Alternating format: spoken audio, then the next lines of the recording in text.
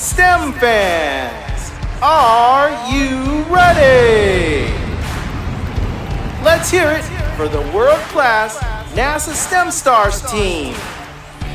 From NASA centers across the country, we present Kenny Harris.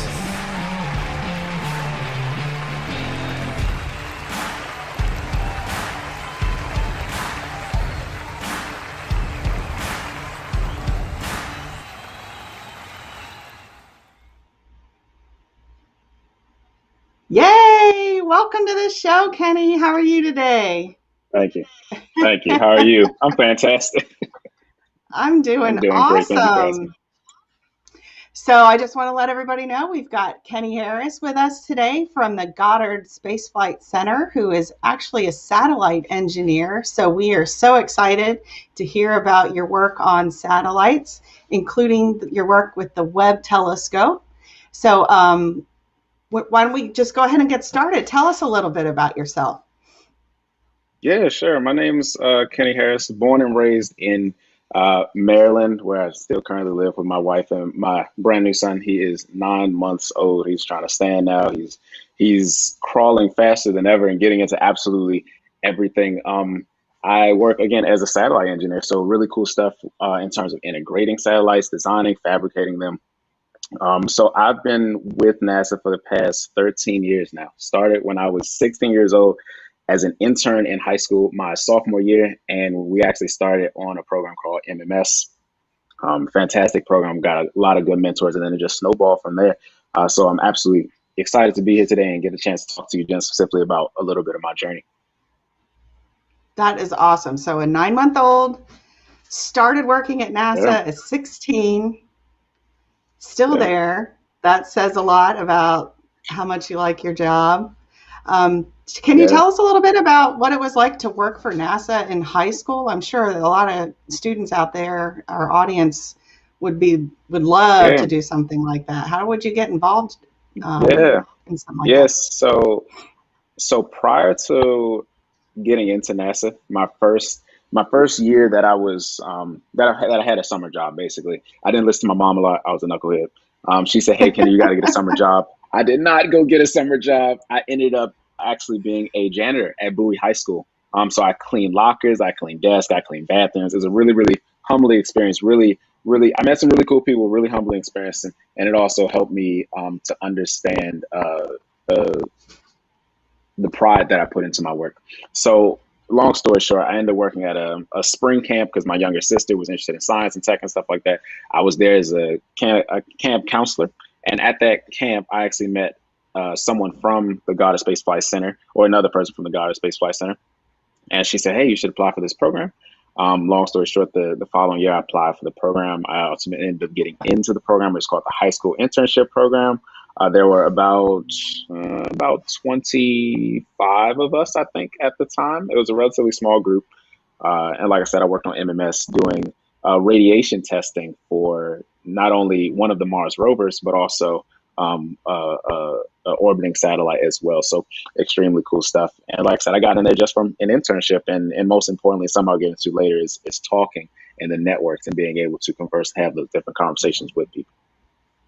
Yeah, so I saw that on your About Me slide. There was a little picture of a person in front of a podium. So is that Yeah. part of your hobbies? You like to speak to groups? Yeah. So yeah, I love speaking to groups. I've been doing it again since I was in high school. And this extends beyond just locally. I've also done international stuff. I've spoken in Mexico. I've spoken in Canada as well as Copenhagen. So a lot of different Wow. um, organizations have reached out, just say, "Hey, we'd love to hear what you do, either on James Webb, either on MMS, either on the Mars rover, anything like that." So keynote speaking is something that's been huge for me. It really helps me to get um, the word out about why science is so cool and why you don't have to be confined to just your desk to have a really, really cool scientific job. Um, and so yeah, I guess it is a hobby. It is a hobby, but it's something that I've been doing and something that I'm passionate about as well. That's great. I love that you're bringing your passion for science out to the general public and definitely to students Yeah, that are out there. So, yeah. um, tell us a little bit about what it was like growing up. What classes did you take when you were in high school? Maybe where you went to college, graduation, that kind of thing. Oh, oh man. Okay. So I see the slide popping up here. So I'll start from the left. The left is me as a baby, obviously, or a toddler, I suppose. And there's my dad. He is also an engineer at NASA, and he still works there to this day. So we have never worked on the same project together. It's kind of a unspoken rule we have that well, I've never worked under him, I guess. We worked on the same project before, but it's just an unspoken rule that we won't take on kind of those roles. And now that I'm older, I make the joke to him to say, hey, I won't take on a job that I am your boss or something like that. And so I have spent a lot of my time at NASA since I was a really young child. There's actually a fond memory um, of when my dad had to pick me and my younger sister up from school one day, and it was late. He works extremely hard, so he was at work, and I was tired. So there's a thick piece of foam that was sitting underneath his desk that was left over from a test that they no longer needed at NASA. And I saw the piece of foam, and I thought nap time. So I laid down and took a nap on this piece of foam, and that was like my makeshift bed when I actually was in his office during these late nights. So I'd do homework there. I'd interact with coworkers, anything like that. So that was kind of my upbringing going through NASA. And me and my dad are extremely close. So he knows I love him and all that. In my youth, that picture there is me in my, I want to say second, maybe third internship. I think it was second. Where that picture, the gentleman on the left is Reggie. That's one of my closest friends, and we joined the internship program around the same time. As my lanyard implies, I'm working on the GPM program, which is the Global Precipitation Measurement Satellite. Is the second program I worked on. It's a partner program with JAXA, which is the Japan Aerospace Exploration Agency. Extremely cool. I got another story about them I can probably share later. And that mission there, I got a chance to work on solar array panels as well as deployables. So, when you pack up a satellite and put it into a rocket and send it up, and then it opens up, kind of like a transformer. Not a transformer, but kind of like a transformer, right? So that middle picture there is me in my youth, in my in my high school internship years. Had a lot of experiences there, and Reggie and I are actually still extremely close to this day. He still works at NASA. I actually just left his house earlier today, and so we're still extremely close. And that's part of that building networks, building that those friendships that last a really, really long time. And we also have similar mentors. The farthest picture on the right is me graduating high school with, again, some close friends. We've got our National Honor Society satchels on, and we're excited to be out of high school, right? The gentleman on the far left of that picture, his name is Reese, and I actually ended up going to college with him, and he ended up being my roommate. And we're, again, still close friends to this day. Beyond that high school, after high school, I ended up going to the University of Maryland, Baltimore County, and studying mechanical engineering. Extremely difficult program. I had the time of my life, though. There were times where I doubted myself. There were times that others doubted me as well. But thanks to friends, mentors, having that strong support system, I was able to, again, get through that program. Ultimately graduated, and then ultimately moved on to still have that career at NASA. I did 2 projects while I was in my undergraduate for NASA specifically, and then I ultimately went on to Johns Hopkins University for my master's program. So extremely cool. That's that's the extended version from baby all the way through to master's program, but that's kind of a piece of my journey. I think there was a lot to unpack there, but I think the major message I got from that was you had a lot of difficulty in school, and yet you pushed on, persevered, not on your own strength, but from help from mentors and your family. And I think it's important for students to hear that you're not alone in your journey. You can always lean on others, right? We had a question that came in. A student named Stardust wanted to know if is there really a giant supermassive black hole in the center of our own Milky Way galaxy? So being a satellite engineer, do you know if that's true or not? I do not know if that's true. I'm not sure if that's true. I've talked to a number of different people just about the concept of black holes in general. Just recently we got images of the first black hole we've ever seen. Hmm. But I do not know anything about this supermassive black hole in the middle of the Milky Way galaxy. I'm sure other smarter folks out there know a lot more about it than I do, but unfortunately, I don't. Well, you're an engineer, so you're more about putting things together and making Hands them on. work. I love your analogy of the Exactly. Transformer movies. I'm sure a lot of students out there can relate to that, and packing up a satellite It, to fit on top of a rocket and then actually work when it gets to space is enough of a challenge. Jen. Actually, one of the first mentors that I had, he asked me the question of, "Hey, why are you here? Why do you want to be an engineer?" And again, it was during the time where the rebooted Transformer, the Michael Bay Transformers movies come out. So I said, "I'm just here to build a Transformer, basically." It was like, maybe we should think about something a little more realistic. And then he kind of showed me how facets of that movie or facets of the mechanical features of that movie are actually reality in some sorts. And again, that's just kind of how I tied it to my interest in Transformers and comics and drawings and stuff like that, and made it more relatable to what engineers do day to day. Yep, so there's a little bit of fact in every fiction that you see, right? Just a little bit. So I'm a little bit excited because we've got a new segment on our show. Students don't even know this is coming. So we've got, it's called the lightning round. And this is a segment where I'm going to ask you as many questions as I can get through in 30 seconds. And each of these questions, I know, prepare yourself because this is high pressure right I'm here. ready. All right. I'm So ready. each of these questions requires just a one word answer. And what we're going to do is we're going to create a contest between you and the next subject matter experts that we interview on NASA STEM Star. So we're going to end up having a leaderboard. But because you're number Okay. one, numero uno, you're going to be on the leaderboard already. So we're just going to ask you to watch next week and see if they kick you off the number one spot. How does that sound? It sounds good. I'm ready. I'm ready. Let's do it. All right, let's go with this lightning round. Time for NASA STEM Stars Lightning Round.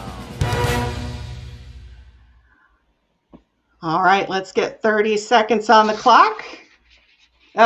You're preparing. All right, here we go. I'm ready.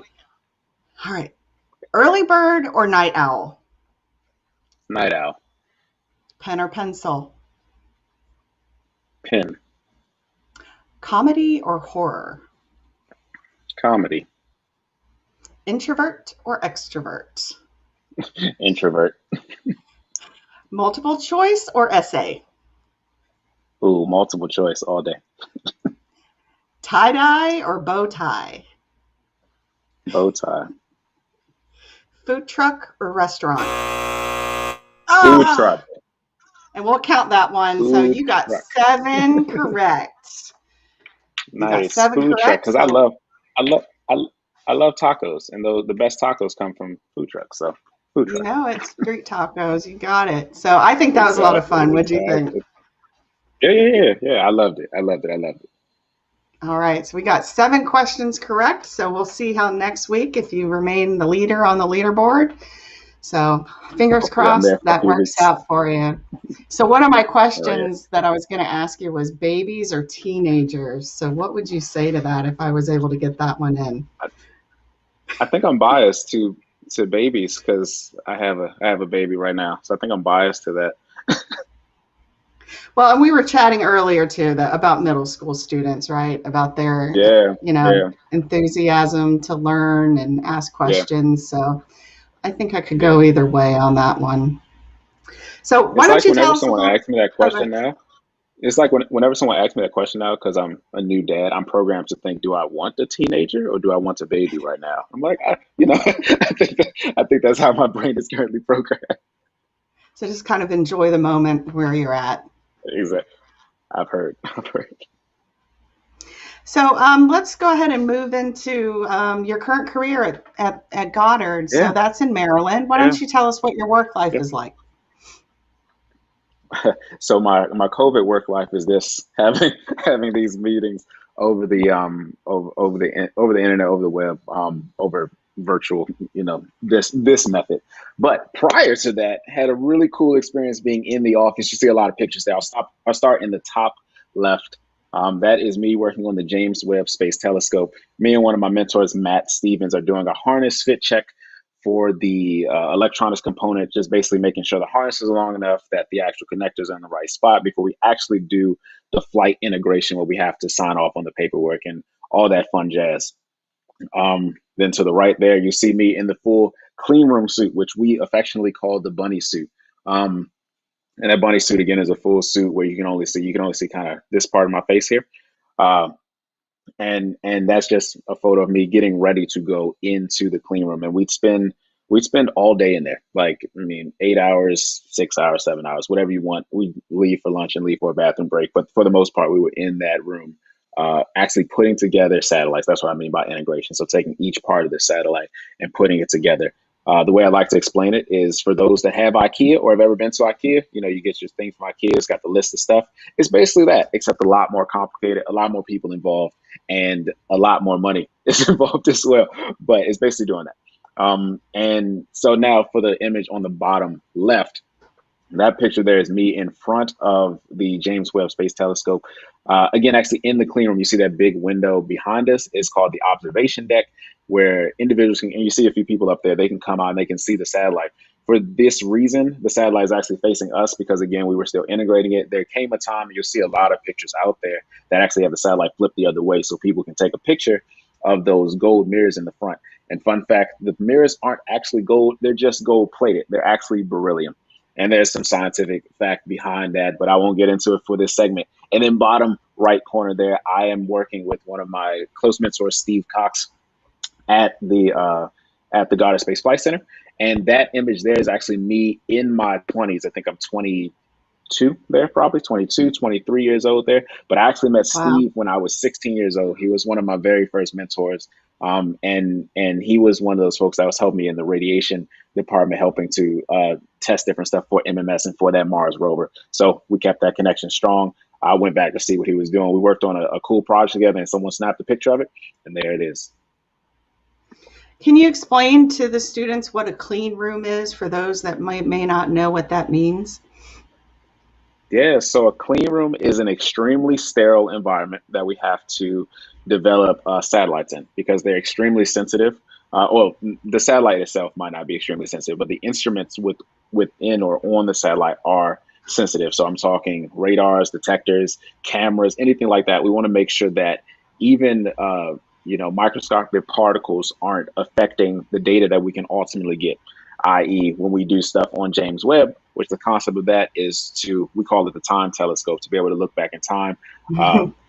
Again, a concept I won't get into, but the purpose of it is the infrared sensors and cameras on that satellite are so sensitive that we have to make sure nothing interferes with it prior to its actual run in space.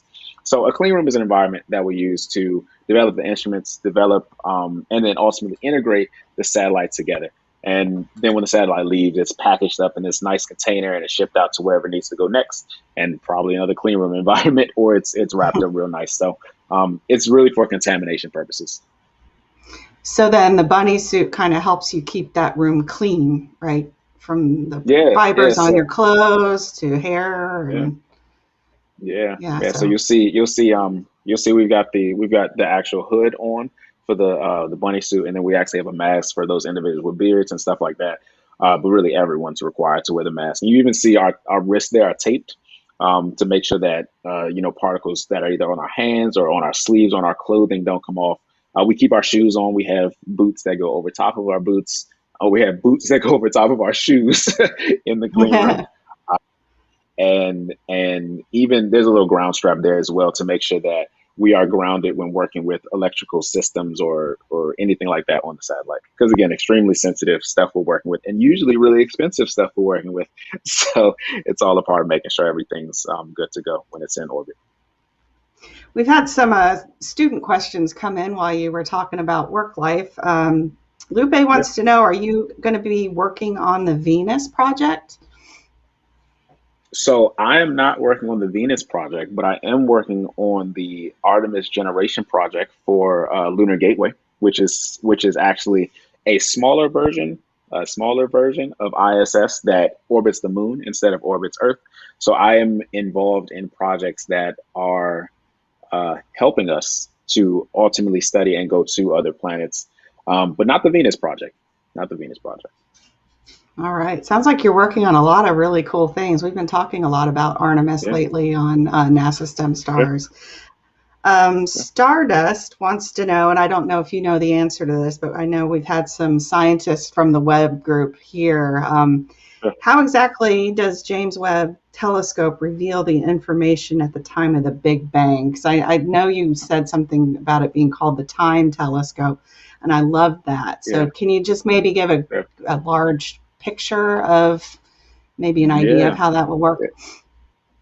Yeah, so the concept, I'm gonna pack this into 30 seconds. It's a lot of information in 30 seconds. But the way Webb works, or the way the universe works in general, is when you look up at the night sky and you see a star. You're seeing a star as it was hundreds and thousands and millions of years ago, because it takes time for the light from that star to reach your eye. So the concept behind James Webb is to send it up, deploy it out, point it into the darkness of space, and using the infrared um, imaging systems on board, we plan on looking at the star in the original and in its original form. So not as it was when it gets to your eye, but looking at it as it was when it is at its source, essentially. And the idea behind that is a concept. It works with a concept or a phenomenon known as red shifting. And again, that's something within the light Mhm. spectrum. And you can just Google that red shifting. Um, and that's kind of the way that we are able to ultimately see back in time, when it's really just seeing the light as it was during that time before it gets to your eye. Gotcha. I think that'll help them understand a little bit more. It's kind of like looking back in time the deeper you look into space. So Yeah, hopefully yeah, with yeah, Webb we can get yeah, some answers. yeah. And sorry I Um, wasn't able to give more. It's so much stuff to say in just that little bit of time. yeah, and it's not really quite your wheelhouse. So Yeah, can you tell us a little bit more about what work life is like on a day-to-day basis, or maybe some things that you've been able yeah. to do outside of the clean rooms? Yeah, so my day-to-day life now is different than it was either pre-COVID or even when I was working on web. I do more project management stuff now, basically meaning I'm more looking at contracts. I'm more looking at how we're going to spin up our new missions, looking at risk assessments. So a lot of paperwork is what I handle now, and I still get to see hardware every now and then. Taking a look at the slide, some of the extra stuff that I'm able and fortunate enough to do. I'll start with the top left. That is our former administrator, Jim Bronstein, and I had the opportunity to meet him following my feature on in the Forbes magazine. Um, Him and I had a great conversation about education and how we're going to impact the next generation, and working on different programs that could ultimately help to get more interns into NASA specifically. And we talked about cool stuff like the Artemis program, going back to the moon. Our shared interest at one time of joining the astronaut corps. He's a great guy to talk to. Then shifting over to the right there, you'll see me Wait, in wait, front of a wait, young wait. lady You, and you just you just kind of just brushed glazed over over that. something. Glazed The over Forbes that. magazine. Wait, wait, wait. Explain the Forbes magazine thing again. So Forbes has an annual list that comes out. It's called their Forbes 30 under 30, where they pick basically 30 individuals in the U.S. within a specific field that are doing some really cool stuff within their field. So in 2019, 2020, I was on that list for specifically working on James Webb. Again, that satellite is billions of dollars. So a lot of money went into that satellite, and I actually led a few. Where I led the effort to integrate the electronics component to the OTE. So that's just an acronym for basically the large gold mirrors that I pointed out earlier. And I did that when I was 24, 25 years old, one of the two. So it caught the attention. I ended up in the magazine, and Jim called me up like, "Hey, we should talk." And we talked. We had a great time. And now I'd like to consider him a friend. We've talked a few times after that as well. Sorry, I didn't mean to interrupt. I just needed to dig in a little bit more on that one. So we can go back to the slide now and go over the rest of the pictures that you wanted to share. I was just, wait, Forbes? What? So Go ahead. let's step back and talk about that. So jump into the picture in the top right, and it spins into exactly what I was just talking about. That is a news segment, a local news segment that I'm doing with NBC, where they are covering my feature again in Forbes. And we're talking all things James Webb. James Webb. You can kind of see a little bit over her left shoulder behind that light is actually the skeletal structure of James Webb without the mirrors on it. And that well, you can see one in the very bottom left corner of that picture. You can see a little gold plate. There's actually one mirror on that structure for James Webb. And so we're there. We're just talking about James Webb. We're having a good time. I did another interview also where I actually took a correspondent into the clean room staging area and put them in the full bunny suit, and it was an amazing experience. Then the bottom left hand corner there is me on stage at my TED Talk talking about all the cool things I've done at James Webb over my past few years at NASA. I'm again around 20, 25, 26 at the time I'm giving this. So having a really good time talking to students and parents and anyone that was there in the audience. It was a pretty good size audience as well. Bottom right picture there, you'll see me and a gentleman that kind of sort of looks like me, but just a little bit shorter. I like to make fun of him for that. That's my dad.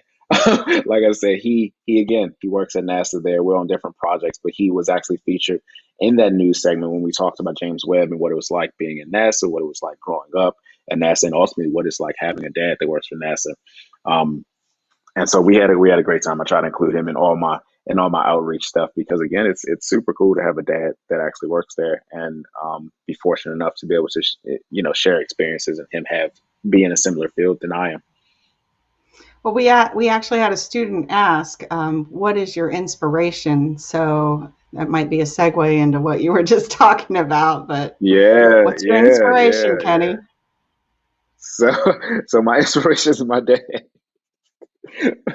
He's been an engineer for as long as I can remember. He went to school for engineering. He worked at another organization for a bit of time when I was really young, and ever since I can formally remember, he's been at NASA though. And I've been fortunate enough to go to launches when I was young. I went to Kennedy. I've gone to Johnson. I've gone to a lot of different NASA centers for either launches or for my own professional work. But just being fortunate enough to have him around and have him again in that same field is just super cool to me. Well, speaking of engineers, I actually want to challenge the students to try their hand at engineering. There's a pretty cool satellite activity that we want to challenge the students to try where they can actually build their own. So you can be like Kenny and try and build your own satellite. We'll put the link in the chat so you can check this activity out. And we definitely want to see the satellites that you built, and we'll definitely share those with Kenny as well. And maybe you can be an intern at NASA in high school based on the work that you've done. Yeah. And also want to encourage you all to tune in next week. Well, it's actually not next week. We're going to take a break for our Independence Day, but we'll be back on July 14th talking about Artemis with Clark Esty. And again, that'll be on Wednesday at 2 o'clock on the 14th. Make sure that you click on that subscribe button and give some thumbs up to Kenny for his awesome work on the lightning round today. And before we leave, everybody, did you want to give the students any last minute thoughts or words of encouragement? Yeah, I love to leave students with this. The first is just like Sai says, your journey is so much bigger than you. And what I mean by that is everything you do, look to try to inspire someone else that's going to come after you. Encourage them, teach them the lessons that you've learned, and ultimately pour back into them in some way so that they are better prepared to launch the next person into space, to be able to visit another planet, anything like that. Don't keep your knowledge to yourself. And then ultimately make sure that you network. I know a big question that a lot of people ask me is, how do I become an intern? How do I work in NASA? How do I get through these engineering programs? It is your network. You have to know individuals. You have to talk to individuals. You have to make sure that you are well connected, because at the end of the day, I and no one else builds a satellite by themselves. We are constantly working with each other. We are constantly talking, having these meetings, having these dialogues, having these brainstorm sessions so that we can build the absolute most efficient satellite or research product out there. And so with that, I just want to say, just keep it going. You all are each amazing in your own individual ways. I know you'll do amazing things. Don't forget to give back to others and keep going. You'll definitely make it there. Thank you so much for that inspirational message. Hopefully students take that to heart. And thank you for spending this quick half hour with us. And hopefully we get to see you again soon. So hopefully we'll see you again in a couple weeks, STEM fans. And thanks for joining us today. Bye, everybody.